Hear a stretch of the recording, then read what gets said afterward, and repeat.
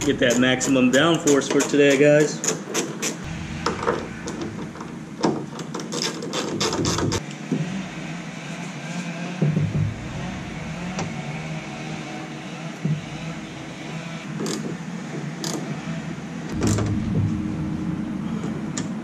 Gluten tight.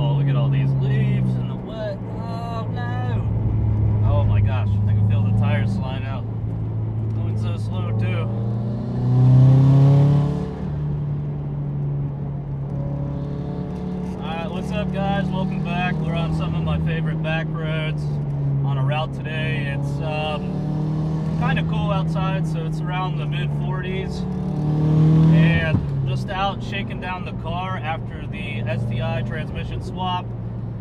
Just trying it out, trying to figure out how much different it is from the WRX, and at the same time get used to it. It's a lot different driving experience. The wheels in the rear just help turn the car in the turns a lot more. So this is why I'm out here today. I'm not going crazy. It's probably about 5/10 driving, so on the camera it probably looks boring. It is wet on the ground, so I am being cautious of that, and at the same time, I'm trying to learn the car and the different driving characteristics of the new STi transmission. See right here, we have some wet leaves around the turn. Yeah, I'm taking a little more caution. I want to learn the car, I'm just going to take my time with it and just let myself progress into the driving of the car the way it is now. So all at the same time I'm down here, I'm also filling out the suspension. This is a really tight road, so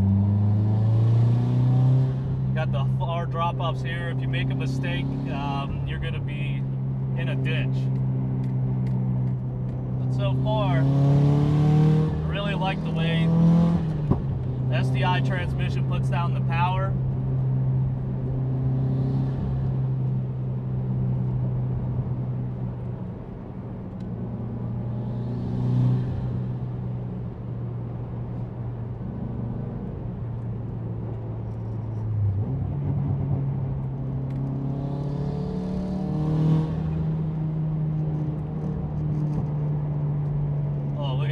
Off. Oh, this road is so good. Hopefully the GoPro camera settings are right. It's on auto. I know some of you guys in the last driving video gave me some pointers of the GoPro settings and what might help, but I totally forgot, and I got down here, and how can you not just want to rush right into driving these roads? These are amazing, man. We're on these rolling hills in Kentucky. Oh, see? Blind turns, blind hills. Just such good driving out here. And like I said, I'm going to be going probably 5/10 today just because it's wet. We've got leaves on the ground. There's all kind of like gravel. Roads are actually in pretty good condition on this part of it. So that's positive.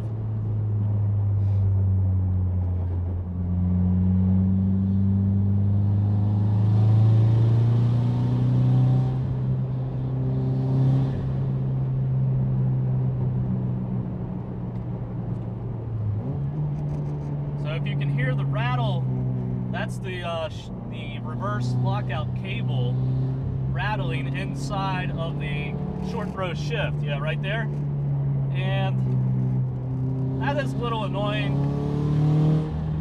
but it happens at higher RPMs. If you're driving, doing normal highway driving, commuting, you really don't get that noise as much, but until you get into the higher RPMs, that's when it starts to rattle a little bit. So at some point I will be picking up that Perrin reverse lockout, and hopefully that will cure all the rattling for the reverse lockout cable.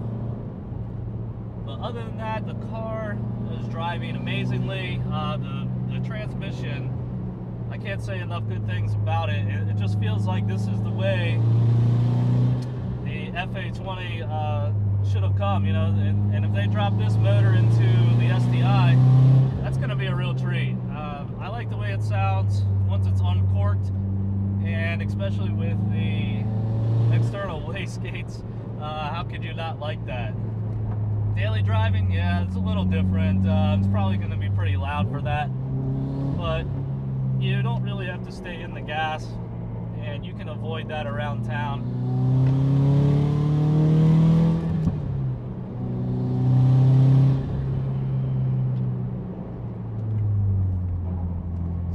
Around the turns, you can really feel the car with the torque vectoring. You can feel those front wheels, or you can feel the front end kind of pull you into the turn a little bit more. So there's something happening in the differentials to make that happen. And that's the most satisfying thing about the STi transmission, is it feels so much better in a turn than the WRX, because the WRX, you really don't have too much modulation. You know, if you put a rear diff in the WRX, yeah, you can kind of get yourself to turn around the turns a little better, but with this, it's a whole different ball game. You just, you know, going into a turn, it'll kind of pull you through, and then you get back on the power as soon as you can, and you feel yourself pulling through. Now with my car, I've got sway bars in the front and rear. They're the RCE bars, and I set up the front on the stiffest setting, and then the rear on the lower setting. Oh my gosh, somebody went off there. That's the guy I don't want to be. So I've got the front on the stiffest setting just because it's more predictable, and I don't want the rear end coming out on me on roads like this and going off on the side. So that's why I've left the front on the stiffer setting, so the car will understeer, and that is a lot more predictable than oversteer. Once you oversteer and you correct, and you know, you can get the back end of the car to whip back and forth on you and easily wind up in a ditch. So my experience, I've found it's a little better, especially on public streets, to have the understeer.